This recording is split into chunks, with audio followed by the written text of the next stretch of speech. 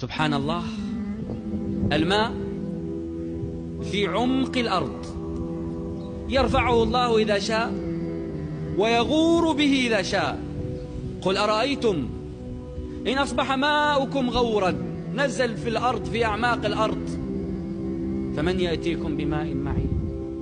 من يرفع لكم الماء حتى تصلوا إليه حفرا؟ الله. قل هو الرحمن آمنا به وعليه توكلنا فستعلمون من هو